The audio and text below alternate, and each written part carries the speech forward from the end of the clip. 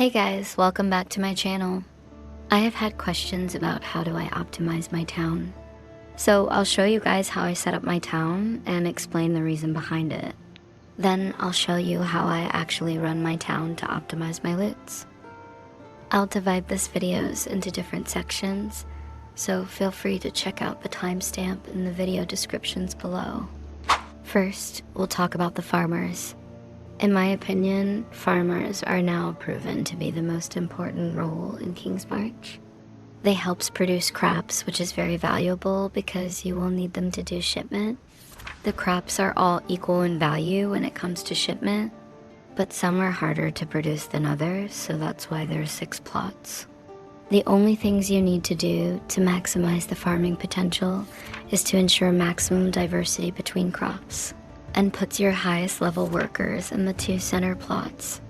Now, what I mean by crops diversity is basically keeping the numbers of your crops equal.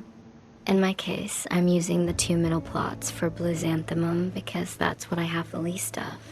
If you don't have all farmers at level 10, it is important to maximize your produces by putting your best farmers in the 2 center plots because they can produce more crops there. So for example, as you can see here, this outer plot is producing 2,700 corns per hour. And if I'm changing the middle plot to corn here, as you can see, they produce 2,900 corns, which is about 7% more efficient. And I can quickly show you that I have all workers at level 10 here. And yes, you should prioritize getting your farmer to level 10 for more crops. More crops mean more 50 million value shipments, and more shipment means more mirror shards for you. So for mining and smelting, now they're, in my opinion, not important to prioritize high-level workers, but this is what I do. I have 1 level 10 in each of the type of ore and bars. They will go idle when there's nothing to do, and you don't have to pay them. So it's even fine to fill all the slots, but I prefer to have open slots for other idle workers.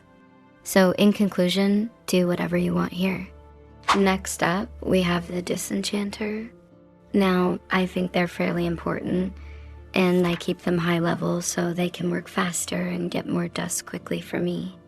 Again, when they go idle, you don't have to pay them, so try to put your best enchanter here. Mappers are amazing because they provide my disenchanters with many jewelry for dust, and also brings back a lot of good loots.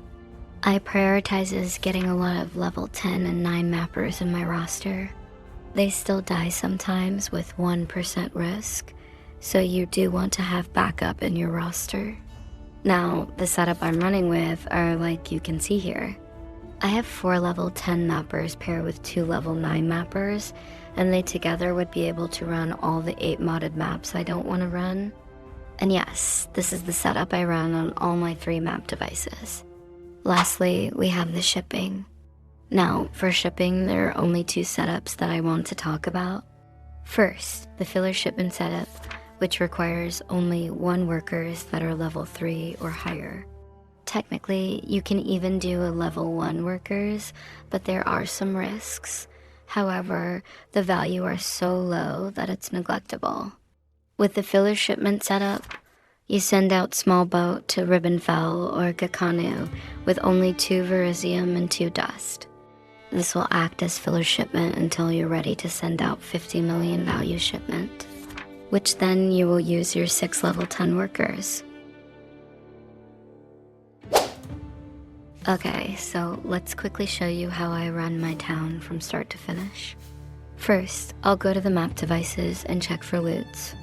When I check for loot, I keep my filter on, and the only things I'm looking for are the jewelry and anything else that are valuable.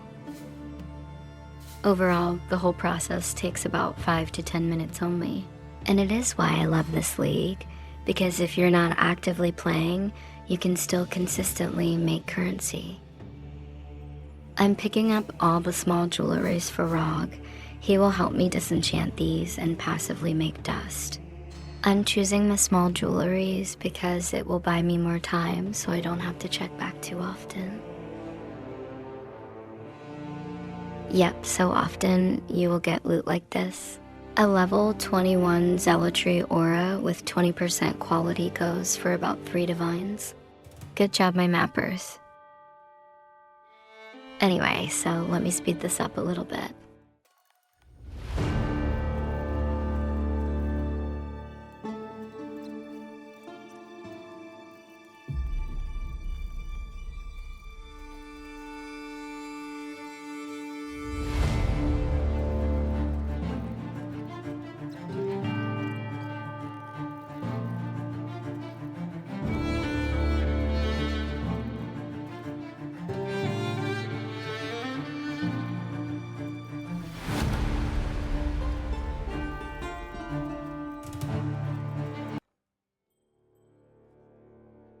Okay, so I'm done with all the loots from the map. Now I'll quickly show you that I've prepared all the maps for my mapper in a stash tab here. It'll save you a lot of time if you just dump all the 8 modded map you don't want here. I don't like selling maps, so my mapper is running the maps I don't want. Again, for the setup, I'm running with 4 level 10 mappers and 2 level 9 mappers.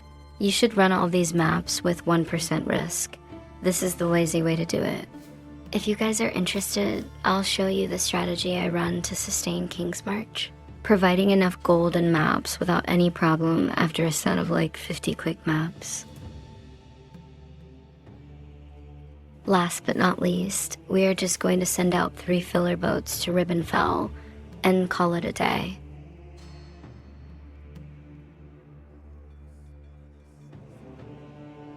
Hope you enjoyed the video. Please like and subscribe if you enjoy this content. If you would like to see anything else, please do comment so I can make more videos. Thank you so much for watching and good luck.